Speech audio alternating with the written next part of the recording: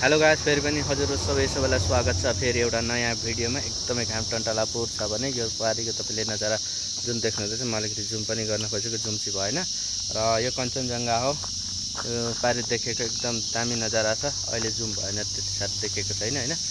यहाँ चाहिँ हामी स्विफ्ट गाडीमा आएको छ यो गाडी हैन। यहाँबाट चाहिँ हामी सरर ताप्लेजुङको यात्रा अहिले लगभग हामी राँके कटेर निकै अगाडि पुगिसकेको छौँ। अब यस्तै हुँदै हुँदै हामी कहाँ पुग्छौँ भन्दाखेरि अब फिरिमबाट उँभो लागेपछि हामी ताप्लेजुङको तर्फ लाग्नेछौँ। र स्पेसली हामी चाहिँ पाथिभरा मन्दिर गएको नि त, अलिकति अब के हुन्छ भने मन्दिरहरू पनि जाँदै गर्नु पर्यो हैन, यसो केही कुराहरू माग्नुपर्छ हैन, के कुरा पनि। अनि त्यही भएर मन्दिरको आस्था राखेर हामी हिँडेको। जय माता दी, जय पाथिभरा माता, रक्षा गर्नुहोला सबै जतिजना पनि यो भिडियो हेर्नुहुँदैछ सबैलाई दीर्घ आयु, धन सम्पत्ति, दौलत, स्वास्थ्यमा लाभ होस् भन्ने कामना गर्दछु म चाहिँ।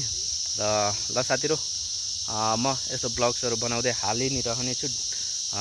अहिले चाहिँ के इन्टरनेट नभएको कारणले गर्दा मैले कुनै पनि पोस्ट गर्न सकेको छैन भिडियोसहरू। इन्टरनेट आएपछि अवश्य पनि पोस्ट हुनेछन् यी भिडियोसहरू, अनि तपाईहरुले पनि हेरेर मजा लिनुहोला। ल हस्, हुन्छ।